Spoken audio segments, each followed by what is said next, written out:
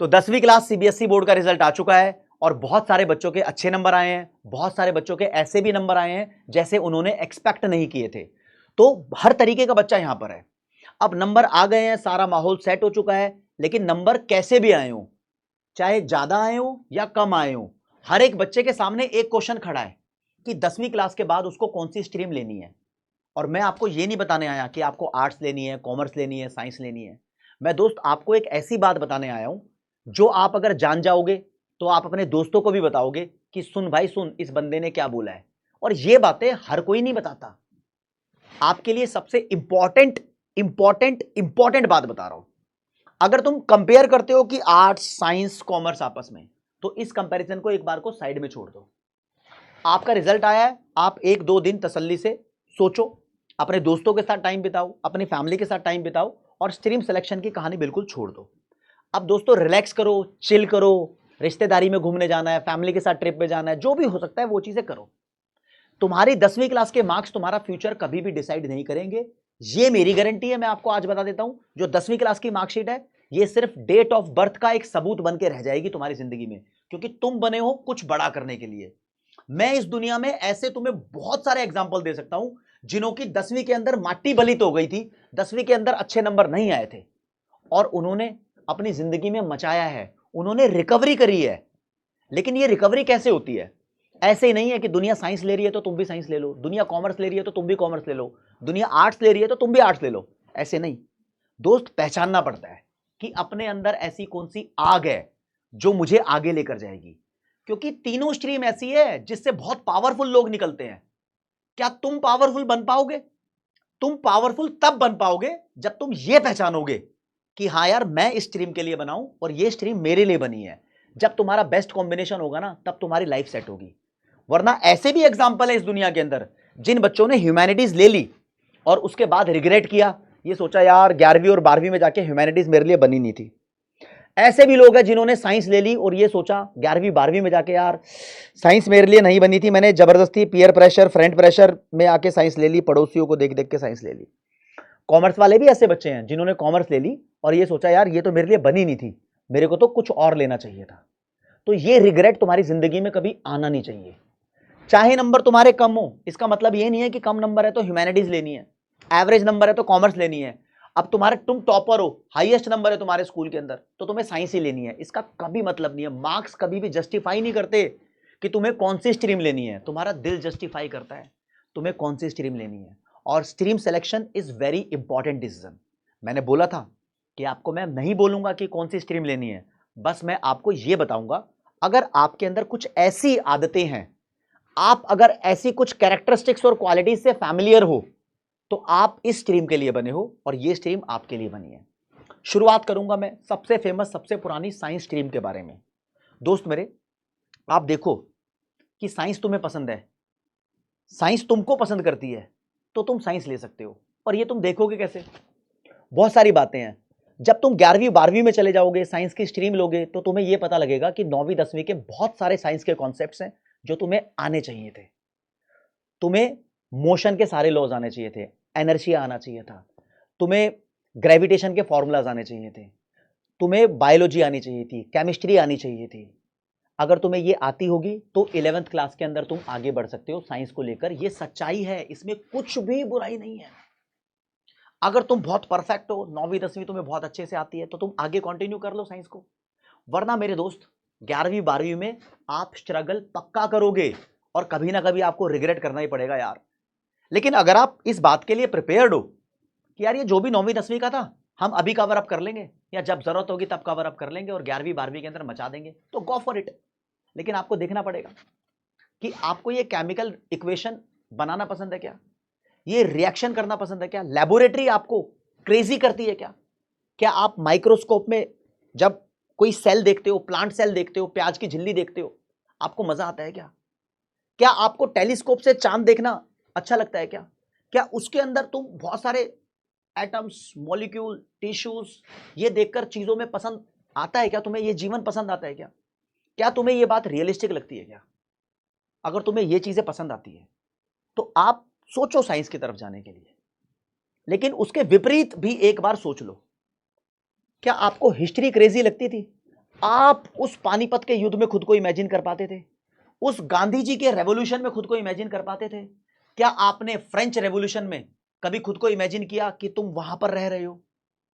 क्या मेरे दोस्त आपने ये देखा कि जो पृथ्वी सूरज के चक्कर काट रही है, तो तुम उस पृथ्वी के ऊपर बैठ के सूरज को देख पा रहे हो? ऐसी इमेजिनेशन आई है?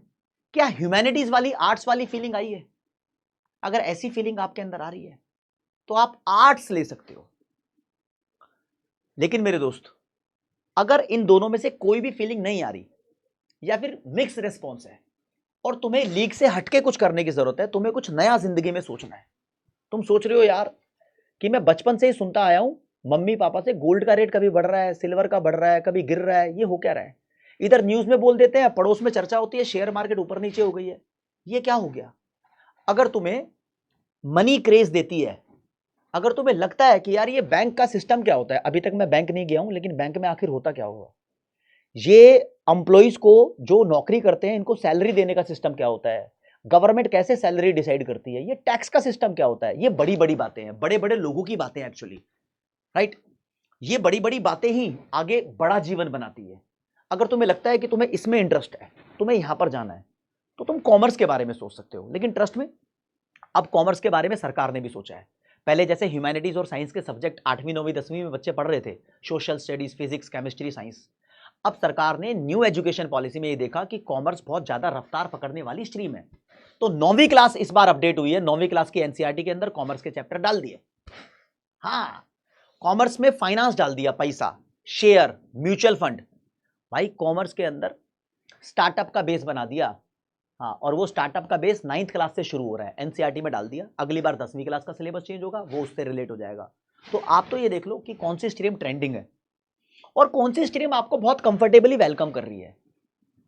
अब देखो, 10वीं क्लास तक अगर आपको ऐसा लगता था कि यार मैंने जिस जिस हिसाब की सोची थी उस हिसाब की मेहनत नहीं करी, लेकिन मैं बहुत मेहनत करूंगा, आगे अपना जीवन सेट करूंगा, लेकिन तुम्हारा कोई बेस भी नहीं है, तो नया बेस कॉमर्स आपको देती है, बिल्कुल जीरो और स्क्रैच से शुरुआत होती है। यहां पर ब्रिज कोर्स की भी जरूरत नहीं पड़ती, इतनी कंफर्टेबल स्ट्रीम है। अगर आप मैथ के चैंपियन हो तो कॉमर्स ले सकते हो, कॉमर्स विद मैथ्स।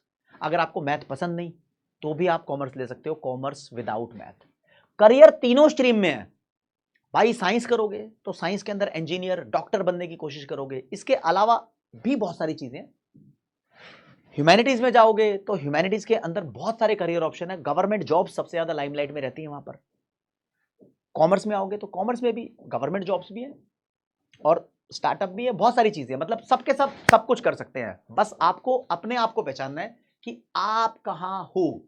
हाँ, आजकल एआई का यूज बहुत चल रहा है, तो मेरे दोस्त एआई का यूज तो आर्ट्स वाले भी करेंगे, कॉमर्स वाले भी करेंगे, साइंस वाले भी करेंगे, ये सब करेंगे। तो ये कुछ कॉमन कॉमन चीजें जाती हैं। आप लोगों को तसल्ली से बैठ के इस बात पे चर्चा करनी है। अपने पेरेंट्स से भी बात कर सकते हो, क्योंकि पेरेंट्स से जब तुम बात करोगे ना तो अपने घर के बजट का आपको पता लगेगा, राइट? आपको यह भी पता लगेगा ह्यूमैनिटीज में कितना खर्चा होता है, कॉमर्स में कितना खर्चा होता है, साइंस में कितना खर्चा होता है। मैं थोड़ा सा आपको रियलिस्टिक पिक्चर दिखा सकता हूं। अगर मान लो मेरे को बेस्ट इंस्टीट्यूट में एडमिशन लेना है, साइंस फील्ड के अंदर आईआईटी में एडमिशन लेना है भाई जाके, तो सक्सेस रेट तो मैं बोल देता हूं, छोड़ो, बहुत कम बच्चे सक्सेस होते हैं, ऐसा कहना तो मैं पसंद ही नहीं करूंगा। भाई तुम उनमें से हो जो तुम सक्सेस हो जाओगे। वहां की फीस कितनी है? एक साल की 2 लाख, 2.5 लाख, 3 लाख। क्या आप अफोर्ड कर पाओगे? क्या बैंक से लोन लेना अफोर्ड कर पाओगे? राइट? अगर तुम नीट का एग्जाम क्रैक करके डॉक्टर बनना चाहते हो तो देखो कि कितने कॉलेज हैं वहां पर जो बहुत कम फीस के अंदर आपको एडमिशन देंगे, और कितने कॉलेज हैं जो करोड़ों की फीस मांग रहे हैं। क्या तुम वो अफोर्ड कर सकते हो? इधर आ जाओ ह्यूमैनिटीज पे, मुझे यहां पर बहुत कम खर्चा दिखाई देता है। 11 12 तो हो जाएगी, उसके बाद ग्रेजुएशन जो नॉर्मल कॉलेज, सरकारी कॉलेज से होती है, वो पसंद की जाती है। बहुत अफोर्डेबल फीस होती है, 15-20 हजार रुपए, 30 हजार रुपए एक साल की होती है। उसके बाद गवर्नमेंट जॉब की प्रिपरेशन भी अफोर्डेबल हो जाती है, आजकल ऑनलाइन चल रही है, बहुत सस्ती चल रही है, तो यहां पर भी करियर आसानी से सेट हो जाता है। तो थोड़ा सा अपने पेरेंट्स के ऊपर भी देखना कि कहीं तुम अननेसेसरी बर्डन तो नहीं डाल रहे, राइट? थोड़ा कॉमर्स फील्ड के अंदर आओगे तो यहां पर भी आपको दिखेगा 11वीं 12वीं के बाद जितने भी कॉलेजेस हैं वही नॉमिनल सी फीस के अंदर हो जाते हैं। तो फीस एक बजट बनाती है तुम्हारे घर का, तुम्हारी फैमिली का, जिसको हम अक्सर कंसीडर करना भूल जाते हैं। और फिर कहीं ना कहीं मैंने देखा है कि 11 12th में बच्चों ने कोई ऐसी स्ट्रीम ले ली जहां पर उनको ज्यादा खर्चा करना पड़ रहा है, क्योंकि सस्ती फीस वाले कॉलेज में उसका एडमिशन नहीं हुआ और ज्यादा खर्चा करने के चक्कर में वो बच्चा जिद करता है मम्मी पापा से, मम्मी पापा इतनी फीस तो भर दो आप। फिर माँ बाप प्रेशर में आते हैं दोस्त, और फिर जब तुमने 11वीं 12वीं में नहीं किया तो बाद में क्या उखाड़ोगे, ऐसा लगता है पेरेंट्स को। कई बार पेरेंट्स तुम्हें लोन लेकर कॉलेज दिला देते हैं महंगी फीस वाला, और कई बार नहीं भी दिलाते, तो वहां जिंदगी का भविष्य डामाडोल होता है। उस मामले में तुम फंसना मत। तुम समझदार हो, मैच्योर हो, 10वीं क्लास पास करी है, स्कूल के सीनियर बनने जा रहे हो, तो तुम्हारा दिमाग भी तेज चलना चाहिए। तो दोस्त कोई ऐसा डिसीजन लेना। हाँ भाई, 11वीं 12वीं में साइंस ले लेते हो तो बहुत सारे कॉलेज ऐसे भी मिलेंगे जहां पर कम फीस होगी, नो डाउट। कॉमर्स में भी ऐसे कोर्स हो सकते हैं जहां पर ज्यादा फीस होगी। अब तुम 12th क्लास के बाद सीधा IIM का कोर्स करना चाहोगे 5 साल का, तो कॉमर्स में भी वहां पर 5 साल की फीस 25-30 लाख रुपए हो सकती है वो दोस्त। तो पैसों का बजट ये देखना बहुत जरूरी है। हाँ, पहले क्या देखोगे, आपका इंटरेस्ट किस चीज में, फिर देखोगे आपका बजट उस चीज को लॉन्ग टर्म तक ले जाने लायक है या नहीं है। उसके बाद तुम डिसाइड करो कि तुम्हें क्या चाहिए। अगर तुम्हारा दोस्त कोई गलत फहमी का शिकार हुआ, अगर तुम्हारा दोस्त किसी ऐसे प्रेशर में आके कोई स्ट्रीम ले रहा हो कि भाई दूसरा फलाना ढिमकाना बच्चा यही ले रहा है तो मैं भी यही लूंगा, तो उसको ये वीडियो दिखाओ, क्या भाई एक बार ये देख ले वीडियो, उसके बाद तो खुद डिसाइड कर लियो तुझे लेना क्या है। आर्ट्स का बंदा भी सक्सेसफुल होता है, कॉमर्स का बंदा भी सक्सेसफुल होता है, साइंस का बंदा भी सक्सेसफुल होता है, तीनों सक्सेसफुल होते हैं। लेकिन तीनों की जो प्री कंडीशन होती है, सक्सेसफुल होने से पहले स्ट्रीम को चूज करने की जो कंडीशन होती है, वो डिफरेंट होती है। आपको कौन सी सूट करती है, आप मुझसे शेयर कर सकते हो। ये कमेंट सेक्शन खाली है राजे, आप बताओ आपको कौन सी स्ट्रीम सूट कर रही है, आर्ट्स, कॉमर्स, साइंस। यहां एक ऐसी अनबायस्ड मुझे कमेंट चाहिए जिससे दूसरे बच्चे भी सीखें, और इस वीडियो को अपने दोस्तों को भेज दो भाई, भेज दो, और आ जाओ एक बढ़िया सी स्ट्रीम में। Thank you so much.